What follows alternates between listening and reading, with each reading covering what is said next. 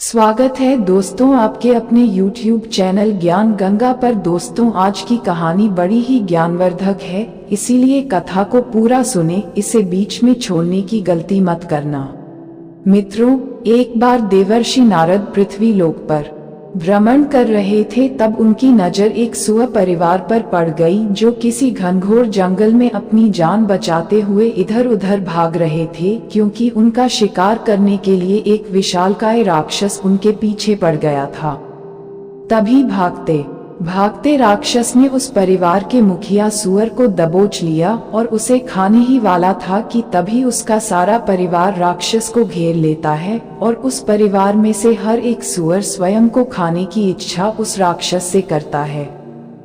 सुअर कहता है, हे राक्षस, कृपया आप मुझे खाकर अपनी भूख को शांत कीजिए। तभी दूसरी ओर सुअर के बच्चे कहते हैं, हे राक्षस, आप हमें खाए, हमारी संख्या बहुत अधिक है, हमारे कारण आपकी भूख बहुत जल्दी शांत हो जाएगी। उसी समय सुअर कहती है, नहीं राक्षस, आप मुझे ही खा जाइए, मेरा मांस अधिक मधुर और मुलायम है, जिसे खाने में आपको कई अधिक आनंद मिलेगा और सबसे पहले आपने मुझे ही पकड़ लिया है। मित्रों, सुअर और उसकी पत्नी का एक दूसरे तथा परिवार के प्रति त्याग की भावना को देखकर देवर्षि नारद अचरज में पड़ जाते हैं और उनके बारे में जानने हेतु गोलोक में भगवान श्री कृष्ण से मिलने जाते हैं। तब श्री कृष्ण नारद मुनि से कहते हैं, हे मुनीश्वर, आपका स्वागत है। मुझे ऐसा प्रतीत होता है कि आप किसी गहरी सोच में डूबे हैं। तब नारद मुनि कहते हैं, हे प्रभु, आपको मेरा प्रणाम, कृपा करें और इस भक्त की दुविधा को दूर करें। प्रभु, आज जब मैं मृत्युलोक पर भ्रमण कर रहा था, तब मैंने एक अत्यंत विचित्र घटना को देखा। एक सुअर अपनी पत्नी और परिवार से बातें कर रहा था, जबकि वह सभी मृत्यु के सामने एक दूसरे के जीवन की भीख मांग रहे थे और एक राक्षस के निवाले बन चुके थे। हे प्रभु, मैं जानना चाहता हूँ कि एक सुअर के मन में ऐसी भावना कैसे आ सकती है और किस पाप के कारण वे सुअर बने थे तथा उनके पूर्व जन्म के कौन से पापों से ऐसा हाल हुआ है। मित्रों, श्री कृष्ण कहते हैं, हे मुनीश्वर, आप जिस सुअर की बात कर रहे हैं, उन्होंने पूर्व जन्म में कई सारे पाप किए थे, इसलिए उन्हें ये सजा भोगनी पड़ रही है। आज मैं आपको पति के साथ भोजन करने से क्या होता है, इस विषय में इसी सुअर और उसकी पत्नी की कहानी सुनाता हूँ। मित्रों, श्री कृष्ण कहते हैं, हे मुनीश्वर, यह एक सच्ची घटित घटना है। जो भी स्त्री पुरुष इस कथा को पूरा ध्यान से सुनता है, उसके मैं 21 अपराध माफ करता हूँ और मृत्यु के बाद उस व्यक्ति को गोलोक में स्थान मिलता है। हे मुनीश्वर, एक समय की बात है, मथुरा नगरी में एक विक्रम नाम का क्षत्रिय ब्राह्मण था, जिसका जन्म ब्राह्मण कुल में हुआ था, किंतु वह उस नगर के राजा अंगद का अंगरक्षक, मुख्य सलाहकार और सेनापति का काम करता था, इसलिए उसे क्षत्रिय बनना पड़ा। वह हर समय अपने राजा के साथ रहता था और उनकी हर क्षण रक्षा करता था। मित्रों, फिर एक दिन की बात है, वह ब्राह्मण और राजा शिकार खेलने के लिए जंगल में जाते हैं। वे दोनों बड़े ही उल्लास के साथ शिकार के लिए आए तो थे, लेकिन उस दिन उन्हें कोई भी शिकार नहीं मिला। जब संध्या काल हुआ तो वे दोनों हताश होकर एक तालाब के पास पहुंचे। तब उन्होंने देखा कि एक सुअर पानी पी रहा है। उसी समय उस ब्राह्मण ने अपने धनुष से निशाना साधते हुए उस सुअर पर बाण छोड़ा। तभी वह घायल सुअर अपनी जान बचाते हुए एक मुनि की कुटिया में घुस गया। वह ब्राह्मण भी उसका पीछा करते हुए मुनि की कुटिया में आ गया। उस सुअर की दिल दहलाने वाली आवाज को सुनकर ध्यान कर रहे मुनि का ध्यान भंग हो गया। तब मुनि ने कहा, हे सिपाही, ये प्राणी अब मेरी शरण में आया है, तुम इसे जीवन दान दे दो। मित्रों, श्री कृष्ण कहते हैं, हे मुनीश्वर, ब्राह्मण विक्रम के घमंड ने मुनि को अपशब्द कहते हुए सुअर की शिकार करने की बात की। तब मुनि ने कहा, हे वत्स, इस निरपराध प्राणी को छोड़ दो, अगर तुम्हें शिकार का इतना ही शौक है तो तुम मेरा शिकार कर सकते हो। तब ब्राह्मण विक्रम कहता है, हे मुनि, आप व्यर्थ ही मेरा समय गंवा रहे हैं। आप इस सुअर को छोड़ दो। मैंने राजा को वचन दिया है कि मैं इस सुअर के बिना वापस नहीं लौटूंगा। ऐसा कहकर उसने सुअर पर बाण चला दिया। उस सुअर के रक्त से मुनि और उनकी कुटिया अपवित्र हो गई। तभी उस मुनि ने कहा, हे मूर्ख, तुमने आज समस्त क्षत्रिय जाति को कलंक लगाया है। तुम नहीं जानते कि एक ऋषि के घर में किसी प्राणी की हत्या करना महापाप होता है। तुमने आज मुझे भी कलंकित किया है। तुमने अत्यंत क्रूर कार्य किया है। इसके लिए तुम्हें मैं क्या ईश्वर भी क्षमा नहीं कर सकते हैं। मैं तुम्हें श्राप देता हूँ कि जिस राजा के वचन को पूरा करने हेतु तुमने सुअर का मेरे घर में वध किया है, आज तू भी सुअर की योनि को प्राप्त हो जाओ। मित्रों, श्री कृष्ण कहते हैं, हे मुनीश्वर, श्राप के प्रभाव के कारण विक्रम तुरंत ही सुअर बन गया और मुनि से विनती करते हुए बोला, हे विप्रवर, मुझे क्षमा कीजिए। मैंने अहंकारवश ऐसा तुच्छ कर्म किया है। कृपा करें और इस श्राप से मेरी मुक्ति का मार्ग कहे। तब मुनि को सुअर रूपी ब्राह्मण पर दया आती है और वे कहते हैं, आज से 100 वर्ष बाद तुम इसी राजा के बेटे अशोक के हाथों से मारे जाओगे और तुम्हारा उद्धार हो जाएगा। मित्रों, फिर श्री कृष्ण कहते हैं, हे मुनीश्वर, मैंने आपको सुअर के पूर्व जन्म का वृतांत सुना दिया है। अब मैं आपको उस सुअर के पूर्व जन्म का वृतांत सुनाता हूँ। ध्यान से सुनिए। हे देवर्षि, प्राचीन काल में आद्य देश में वामन नाम का एक श्रेष्ठ ब्राह्मण रहता था। उस ब्राह्मण की विमला नाम की एक कन्या थी जो बहुत ही सुंदर थी और आयु के साथ साथ उसकी सुंदरता बहुत अधिक बढ़ गई। ब्राह्मण ने अपनी कन्या को बड़े ही लाड प्यार से पाला था। उसकी जवानी और सुंदरता को देखकर ब्राह्मण की पत्नी को बड़ा भय होने लगा। वह अपने पति से आकर कहने लगी, हे स्वामी, हमारी कन्या अब सयानी हो चुकी है। आप जल्दी से कोई सर्वगुण से संपन्न योग्य वर देखकर इसका विवाह करा दीजिए। पिता के घर में युवती कन्या रखना अनुचित होता है। फिर वह ब्राह्मण कहता है, हे प्रिय, तुम उचित कह रही हो, किंतु मुझे विमला अत्यंत प्रिय है। मैं इसे अपनी आंखों से दूर नहीं होने देना चाहता, इसलिए इसका विवाह मैं उसी पुरुष के साथ करूंगा जो इसके साथ हमारे घर पर ही रहे। फिर एक दिन शांतनु नाम का विद्वान ब्राह्मण उसके घर पर भगवत कथा सुनाने के लिए आता है। जब वामन उस जवान ब्राह्मण को देखता है तो उसके कुल और गोत्र के बारे में पूछ लेता है और उसके सामने अपनी कन्या के साथ विवाह करने का प्रस्ताव रखता है, जिसे वह शांतनु स्वीकार लेता है। और फिर वामन अपनी कन्या विमला का विवाह उस ब्राह्मण के साथ कर देता है और फिर वह शांतनु विमला के साथ उसी के घर पर रहने लगता है। विमला को अपने यौवन पर अति अहंकार होता है। इसी कारण से वह शांतनु के साथ तुच्छ प्रकार का व्यवहार करने लगती है। वह उसके साथ क्रूरतापूर्ण आचरण करती थी, कभी भी उसे सम्मान भी नहीं देती थी। वह न कभी पति के चरण स्पर्श करती और न कभी उसकी सेवा करती। पति से पहले ही सोती थी, पति के जागने के बाद जागती थी। पति से पहले ही भोजन किया करती थी। उसने अपने पति को उसके शरीर को कभी भी स्पर्श तक नहीं करने दिया और न कभी उसके साथ संबंध बनाया। विमला के ऐसे आचरण को देख उसकी माँ को बड़ा दुख हो रहा था। उसने विमला को कई बार समझाने का प्रयास किया, किंतु विमला पिता के लाड प्यार के कारण बिगड़ चुकी थी। वह खुद को महारानी समझने लगी थी, किसी भी अन्य लोगों के साथ अभद्र व्यवहार करने लगी। स्वच्छंद और स्वेच्छाचारी होकर विहार करती थी। किसी भी काम के लिए पति की आज्ञा नहीं लेती थी। मित्रों, श्री कृष्ण कहते हैं, हे मुनीश्वर, अपनी पत्नी के इस प्रकार के दुर्व्यवहार से शांतनु बहुत दुखी हो गया और फिर एक दिन उसने अपनी पत्नी को छोड़ दिया। उसे एहसास हो गया था कि स्वेच्छाचारी स्त्री के साथ बुद्धिमान पुरुष को कभी नहीं रहना चाहिए। जो स्त्री पति का अपमान करती है, उसके भोजन से पहले भोजन करती है, वह नरकगामी बन जाती है। शांतनु के चले जाने से वामन को बड़ा दुख हुआ। उसे अपनी गलती का एहसास हो गया। वह अपनी पत्नी से कहने लगा, हे प्रिय, हमारे जमाई घर को और विमला को छोड़कर चले गए हैं। इसका कारण हमारी कन्या विमला ही है। विमला के अन्याय और दुर्व्यवहार के कारण जमाई चले गए हैं। वामन की पत्नी कहती है, हे स्वामी, आप ही के लाड प्यार के कारण विमला हाथ से जा चुकी है।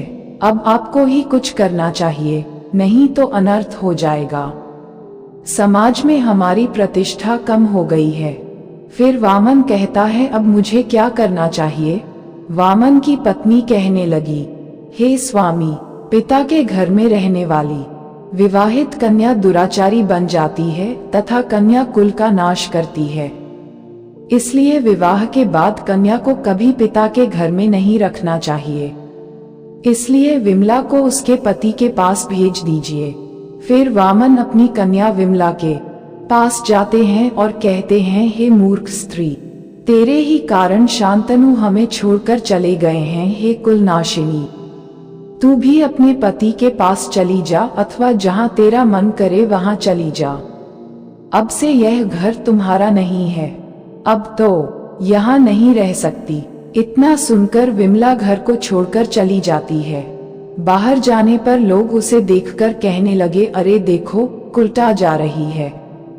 लोग उसे वेश्या, कुलटा, पापिनी कहने लगे। फिर विमला को भी अपनी गलती का एहसास हो जाता है कि विवाह के बाद स्त्री के लिए उसका पति ही सब कुछ होता है। सोने के गहने, सुंदर रूप, सुंदर वस्त्र पहनकर भी स्त्री की शोभा नहीं बढ़ती है तथा संसार के सारे सुखों से कीमती पति का साथ होता है। एक स्त्री की शोभा उसके पति से ही होती है। पति के बिना स्त्री चरित्रहीन दिखाई पड़ती। लोग उस पर बुरी नजर डालते हैं। फिर विमला दुखी होकर वन में चली जाती है। अनेक दिनों तक भूखा प्यासा रहने के कारण उसका सौंदर्य भी नष्ट हो जाता है। मित्रों, श्री कृष्ण कहते हैं, हे मुनीश्वर, एक दिन विमला जंगल में स्थित एक झोपड़ी के पास भिक्षा मांगने के लिए जाती है। उस झोपड़ी के बाहर एक शांता नाम की अत्यंत सुंदर स्त्री तुलसी में जल दे रही होती है।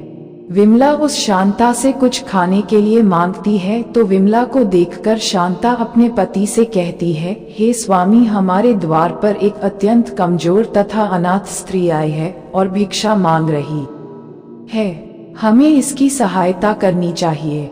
फिर शांता का पति उस स्त्री को देखता है तो पहचान लेता है।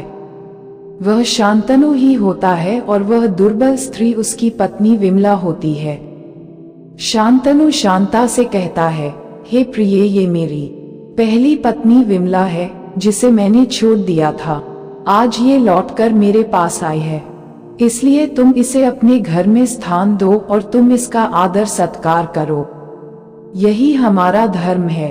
फिर शांता अपने पति की आज्ञा का पालन करती है और विमला को अपने घर में स्थान देती है और पहनने के लिए सुंदर वस्त्र देती है। फिर एक दिन विमला उस झोपड़ी के बाहर बैठकर शांता के अच्छे और स्वयं के बुरे व्यवहार के बारे में सोचने लगती है। शांता कितनी पतिव्रता है और मैं कितनी दुष्ट हूँ, इस प्रकार से अधिक समय तक सोचते हुए जंगल में घूम रही होती है। तभी एक विषैले सर्प के काटने के कारण उसकी मृत्यु हो जाती है। मित्रों, श्री कृष्ण कहते हैं, हे मुनीश्वर, फिर उस विमला के प्राण लेकर यमदूत उसे यमलोक में ले जाते हैं और उसके पापों की सजा के लिए विमला को भयंकर कुंभी पाक नरक में डाल दिया जाता है। उसे भयंकर नरक की सजा भुगतनी पड़ी। अनेक वर्षों तक सजा भुगतने के बाद उसके कर्मों के अनुसार उसे सूअर के जन्म में डाल दिया जाता है। इस प्रकार से पति का अपमान करने के कारण, पति को नाम से बुलाने के कारण और पति के पहले ही भोजन करने के कारण और उसे गुरुजनों का अपमान करने के कारण विमला महापापी बन गई थी और इसी पाप के कारण उसे सुअ का जन्म भी मिला है। तो दोस्तों, पति से पहले ही भोजन करने वाली स्त्री को सुअ का जन्म प्राप्त होता है। मित्रों, श्री कृष्ण कहते हैं, हे मुनीश्वर, अब मैं आपको भोजन के संबंधी महत्वपूर्ण नियमों को बताता हूँ। रजस्वला स्त्री के द्वारा परोसा गया भोजन भी करना अनुचित है। श्राद्ध का निकाला हुआ बासी या मुंह से फूंक मारकर ठंडा किया गया भोजन भी करना अनुचित है। बाल गिरा हुआ भोजन भी न करें। अनादर युक्त अवहेलना पूर्ण परोसा गया भोजन भी कभी न करें। भाई भाई भोजन करें तो अमृत के समान हो जाती है। ऐसे भोजन से धन धान्य, स्वास्थ्य और लक्ष्मी की वृद्धि होती है। पति पत्नी को एक ही थाली में भोजन करने को निषेध माना गया है। अगर पति पत्नी एक ही थाली में भोजन करते हैं तो ऐसी थाली मादक पदार्थों से भरी मानी जाने वाली होती है। पत्नी को पति के भोजन के उपरांत ही भोजन करना चाहिए। इससे घर में सुख समृद्धि बढ़ती है। किस प्रकार के भोजन से मनुष्य की प्रवृत्ति क्रोधी, क्रूर और राक्षसी बनती है और किस प्रकार का भोजन करने से मनुष्य सदाचारी, विनम्र और दूसरों के मन पर विजय प्राप्त करने वाला बन जाता है।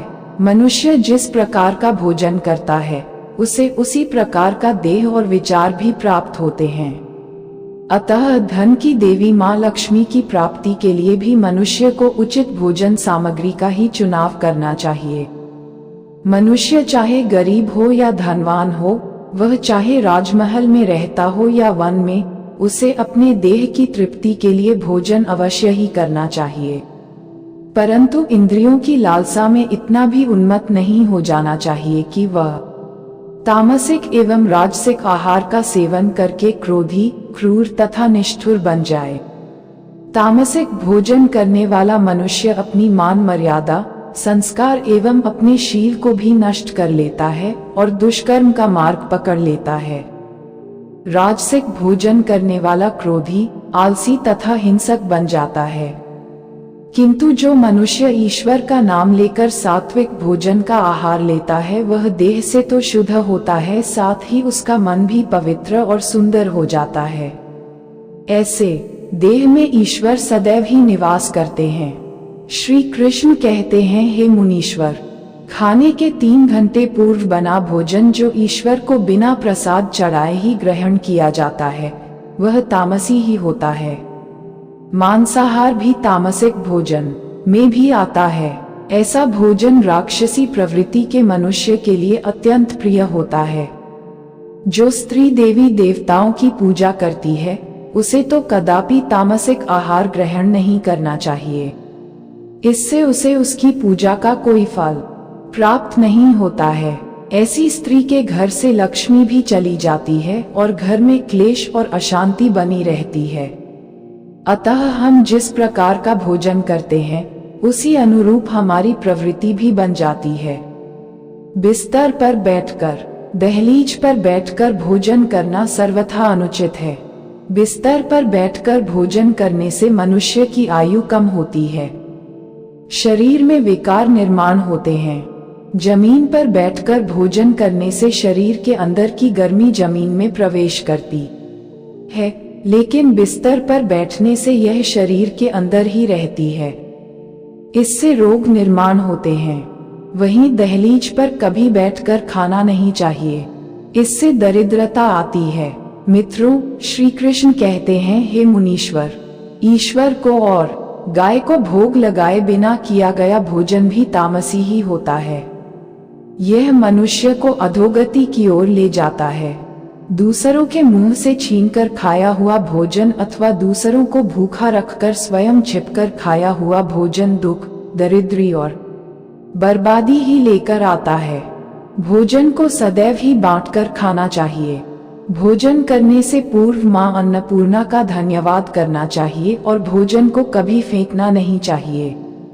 जितना आवश्यक हो उतना ही भोजन लेना चाहिए। शास्त्रों में भोजन को परब्रह्म ही कहा गया है। अतः भोजन का अपमान साक्षात श्री कृष्ण का ही अपमान माना जाता है। भोजन के बाद थाली में हाथ नहीं धोना चाहिए। इससे पितर देवता रुष्ट हो जाते हैं और मनुष्य को पितृदोष लगता है। श्री कृष्ण कहते हैं, हे मुनीश्वर, अति भोजन करने से अनेक रोग उत्पन्न होते हैं, आयु घटती है, लोक में निंदा होती है तथा अंत में सद्गति भी नहीं होती। उच्छिष्ट मुख से कहीं नहीं जाना चाहिए, सदा पवित्रता से रहना चाहिए। पवित्र मनुष्य यहाँ सुख से रहता है और अंत में स्वर्ग में जाता है। भोजन के तुरंत बाद पानी नहीं पीना चाहिए, इससे जठराग्नि शांत हो जाती है और भोजन अच्छे से नहीं पचता। भोजन हो जाने के बाद कसरत नहीं करनी चाहिए। भोजन के बाद थोड़ी देर तक बैठकर घूमना चाहिए। भोजन के तुरंत बाद भी नहीं सोना चाहिए। भोजन करते समय बातें नहीं करनी चाहिए। हंसते हुए क्रोध में भी भोजन नहीं करना चाहिए। भोजन करते समय पहले के 3 निवाले मौन रहकर ग्रहण करने चाहिए। तो मित्रों, आपको ये कथा कैसी लगी कमेंट करके जरूर बताएं। साथ ही कमेंट में जय श्री कृष्ण अवश्य लिखें। हमारे चैनल ज्ञान गंगा को सब्सक्राइब करना ना भूले। आप सभी का धन्यवाद।